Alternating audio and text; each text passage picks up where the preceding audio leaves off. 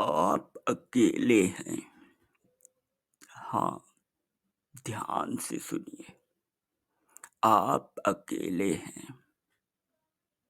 आप अकेले ही थे और आप अकेले ही रहेंगे। ना ये समाज, ना भाई, ना बंधु, कोई नहीं है आपके साथ। आपने सारे कष्ट अकेले सहे हैं। कौन था उस वक्त आपके साथ? कोई था? नहीं था, कोई नहीं था। था तो आपका दर्द था, आपका एहसास था, आपके अंदर की दबी कुचली भावनाएं थीं। कौन था उस वक्त आपके साथ? कोई नहीं। जब परमात्मा ने स्वयं आपको अकेला ही भेजा, क्या वह चाहता तो आपके साथ किसी को भेज सकता था? नहीं भेजा। वह चाहता था या वह जानता था मनुष्य स्वकेंद्रित है। वह चाह कर भी एक मनुष्य दूसरे मनुष्य का बारे में पूरे निष्ठा से समर्पित हो ही नहीं सकता। कैसे होगा?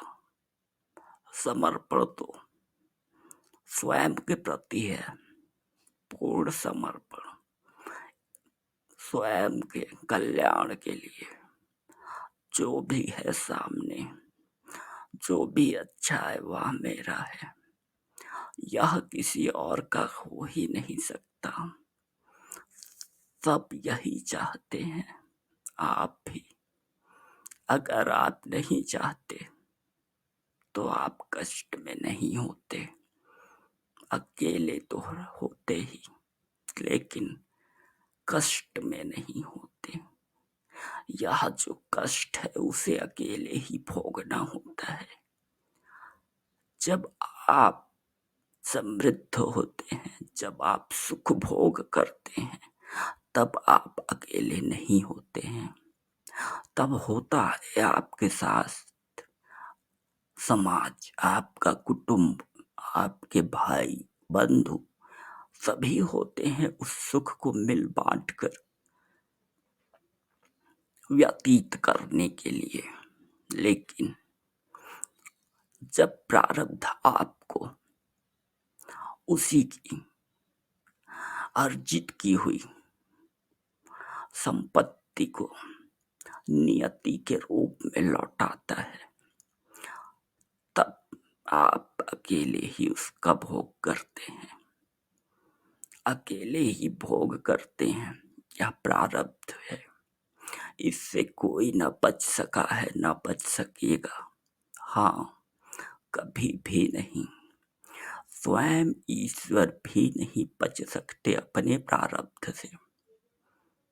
तभी तो उन्हें अवतार लेना पड़ता है।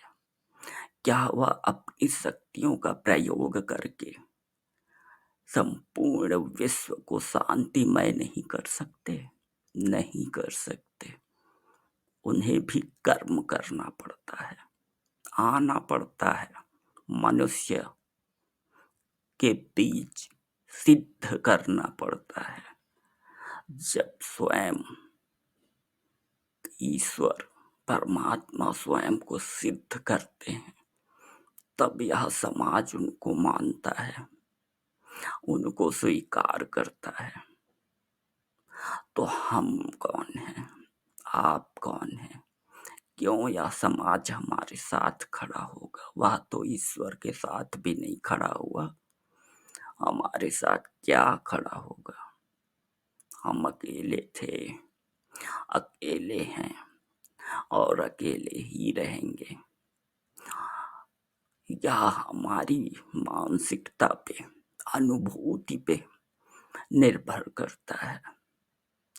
यदि हम आज तक के अपने सारे अनुभवों को देखें, सारे अनुभवों को देखें, क्या आप कभी भी भोग करते हुए अपने कष्टों का, कष्ट के समय में कोई था आपके साथ? किसी ने आपके कष्ट को हल्का किया? आपके कष्ट का भोग आपके साथ मिलकर किया? नहीं, आप कष्ट भोग में अकेले ही थे। वह आपका प्रारब्ध था, आपने ही किया, आगे भी आप ही करेंगे। इसका कोई समाधान नहीं है। आप जो करेंगे वह मिलेगा। कब मिलेगा? निश्चय ही मिलेगा। और इसका समाधान सिर्फ एक ही है। आपका अस्तित्व जब तक है, इसका कोई समाधान नहीं है। एक ही समाधान नजर आता है, वह है स्वयं परमात्मा का अंश जब वापस परमात्मा में मिल जाता है, जिसे मोक्ष कहते हैं, परम अवस्था को प्राप्त हो जाता है, तब वह अंश फिर अंश नहीं रह जाता है, स्वयं परमात्मा हो जाता है, विलीन हो जाता है परमात्मा में। तब कुछ पाने को शेष नहीं रह जाता। ना तो मान होता है, ना अपमान होता है, ना कष्ट होता है, ना सुख होता है। होता है तो सिर्फ परमानंद, परमानंद, अनंत काल तक परमानंद। ना तो कर्म होता है, ना भोग होता है, ना कर्मों का फल होता है, ना प्रारब्ध होता है, ना प्रारब्ध होता है, ना ही फिर नियति होती है। आप उस समय अकेले ही होते हैं, जैसे कि आप अकेले अभी भी हैं, लेकिन वह अकेलापन निश्चय ही सुखदायी होता है, क्योंकि आप परमात्मा हैं। परमात्मा कभी अकेला नहीं है, वह है, वह सब तरफ है। आप परमात्मा हैं, आपने जाना नहीं है, आपने जानने की चेष्टा नहीं की है। आप तो अपनों में ही व्यस्त रहे, उन अपनों के लिए व्यस्त रहे जो आज आपके साथ नहीं खड़े हैं। कैसे खड़े होंगे? उन्हें खुद जो खड़े होना है, सभी को अपने लिए खड़े होना पड़ेगा।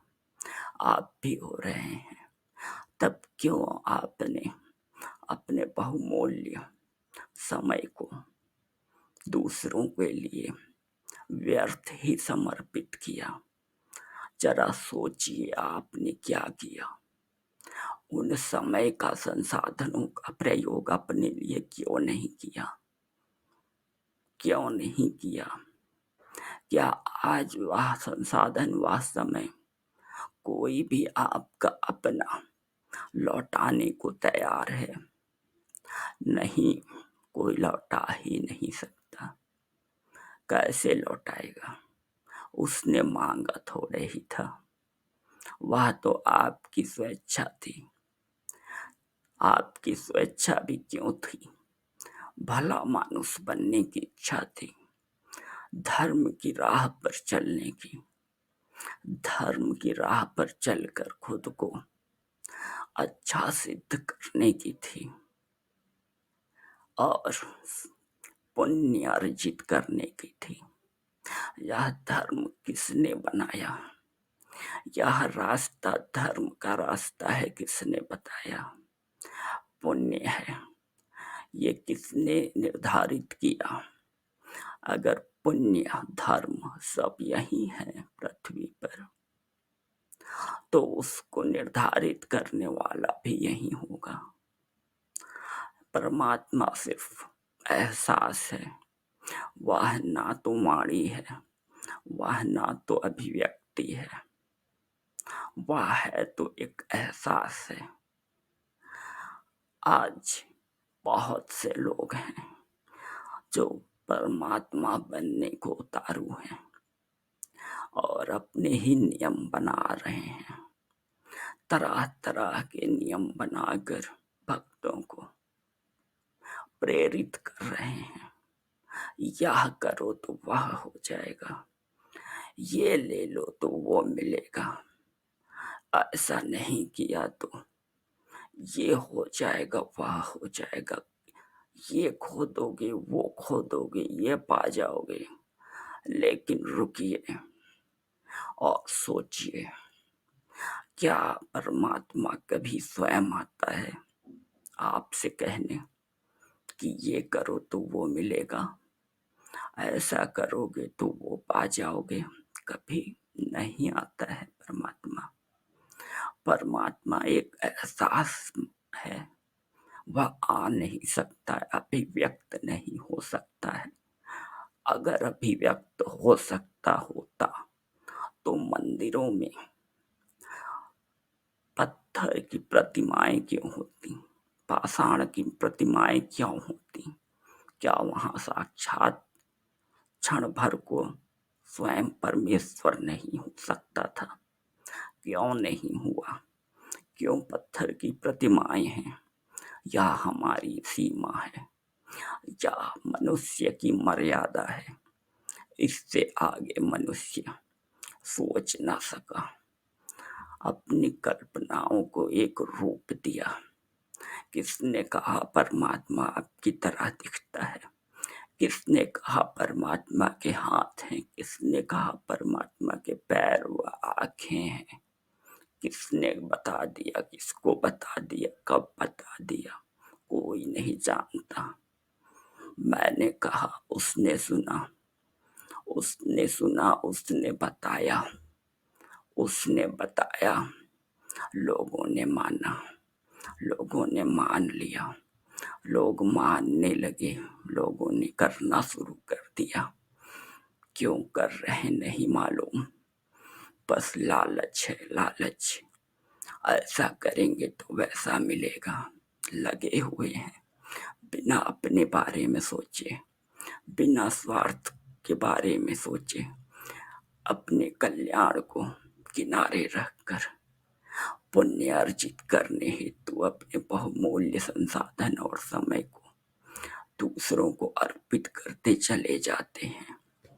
और जब सब गंवा बैठते हैं, कुछ भी नहीं रह जाता है, जब पूर्णतया निर्धन हो जाते हैं, तब रुक कर देखते हैं, पलट कर देखते हैं, कहाँ गया मेरा संसाधन, कहाँ गया मेरा समय? कुछ तो बचा ही नहीं है, कहाँ चला गया? आप परमात्मा से कहते हैं, कहाँ है मेरे संसाधन जो मैंने अर्जित किए थे? क्या आपने इतना ही समय दिया था मुझे? समय भी खत्म, संसाधन भी खत्म। क्या यही जीवन है? हाँ, जीवन था यही, है यही और रहेगा यही। जिनको आपने अपने संसाधन समय अर्पित किया, क्या वह उनके किसी काम आ सका? क्या उनको मोक्ष दिला सका? नहीं दिला सकता। सबका मोक्ष अपना स्वयं का है तो जागृति आप दे सकते हैं किसी को, तो जागृति दे सकते हैं, इसके सिवा कुछ नहीं दे सकते। रास्ता खुद तय करना होता है, मार्ग पर खुद चलना होता है। ना तो मार्ग किसी को दिया जा सकता है, ना अपने बदले किसी और को चलाया जा सकता है। आपको चाहिए सफलता तो आप ही चलेंगे। आप ना चलें, किसी और को चला दें और जीत का फल आप खाएं, यह संभव नहीं है। संभव कैसे होगा? यह तो निर्धारित है, पूर्व निर्धारित है, निर्णयित है। किसने किया निर्णय? मैंने नहीं।